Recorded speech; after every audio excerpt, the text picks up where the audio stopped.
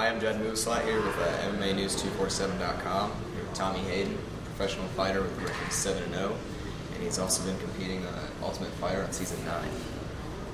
So, first question, how did you get into MMA? Interestingly enough, I got into MMA, get my first tattoo here. The guy was drawing on me for about 3.5 hours, so we get to talking and he asked me what I was into. At the time, I was currently wrestling at Miami University and boxing at Miami for the school and the club teams.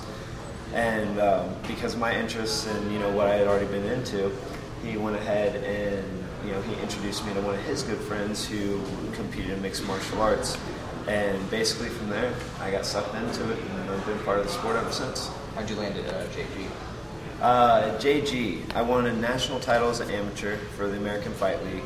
And at that point in time, I decided it was time to move from my old gym, the one I began at, and come up here to JG. I wanted the best in the area, and this had the best, the best trainers, best coaches, the most, I guess, reputable. So I wanted to be here with the best. All right. What do you feel is your best style in the cage? My best style? I'm a wrestler by trade, so ground and pound would be what I like to do. I like to take people down, put them against the cage, and start chopping away with elbows. Do you have anything signature you do in the ring? Signature? Well, for the most part, again, I take people down. I like to elbow them in the face. Generally, people don't like being elbowed in the face, so they usually roll over, give me their back, and then I end most of my fights with a rear naked choke. All right, so that's your favorite submission? That would be my favorite submission, yes. Okay. What is one thing you feel many aspiring fighters overlook?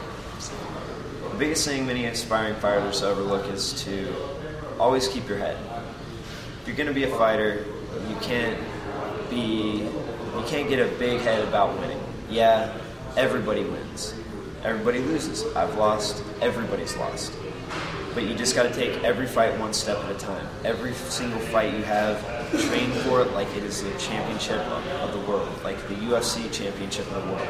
Because every single fighter that you fight should be trained in the same way. And if you step into the ring with that kind of mentality and you can give it your all every single time, then you'll know that you're either going to make it or you're not. If you can't, if you're your best and you are losing all the time, well then you're not going to make it. If you're the best and you keep winning, well then you got to keep going until you reach your peak, you reach the summit. So, I think people start to get a big head as they fight and they overlook fighters. They think to themselves, oh, I don't have to train that hard for this fight. And it's like, well, no, that's the thing. You have to do every fight. You have to get better. You have to advance yourself.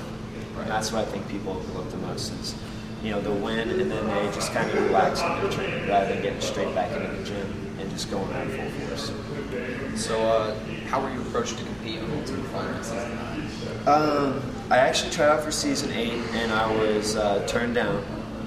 And I went to the final interview process and everything. I was out in Vegas and did the medical checks, everything. And they never called me back. They decided that they didn't want me on that show. So Season 9 came around, and one of the executives on The Ultimate Fighter sent George a message. At this point in time, I didn't have a phone number. She sent George a message and asked if I was going to be at the auditions, the open casting. And when that happened, it was kind of like, it was kind of a wake-up call, like, hey, I guess they didn't want me for last season, maybe I wasn't right for something. But to come back and give it a shot this season so that, I figured I had a better chance. And when I went out there, I showed them my personality. I showed up, I was the best I could be. And they called me back. They wanted me on the show. So how did you rebound from losing that fight? From losing that fight, I was depressed for a while. And basically, I was depressed. I didn't come to the gym as much. But after a few months, I started showing back up. I got the urge to fight again, and I've been going at it ever since then. So with a professional record of 7-0, what's your next fight? What's recent? My next fight, well, right now my agent's trying to get me scheduled for something in January. every fight that I've got from here on out is basically being against guys who are other up-and-comers like myself, guys who are just hungry and just want it. And so, my next fight is basically going to be, I think, in Columbus against a guy, with a stellar record. I don't know who it is yet. I've had like 4 names thrown at me. Every guy is either undefeated, only has 1 loss, or has over 20 fights. So everybody is a seasoned veteran. Yeah. Okay, so what are your long-term goals as a fighter? My long-term goals? Well, initially it was to be in the WEC and make my career at 145. But the WEC was just absorbed by the UFC, so now I'm hoping to be in the UFC at 145. That'd be my long-term goal, is to be a world champ at 145 for the UFC. I think you can follow through with that. To get there, it's going to take a lot more training. Got to keep up my jiu-jitsu, got to hone my wrestling skills even more, and of course I got to get better at boxing. And then, as always, there's a strength and conditioning, which is a never-ending battle. So if you're not there putting 100% in strength and conditioning all the time, like, you just lose it so quick. Yeah, I've seen many fighters go in the ring on good conditioning.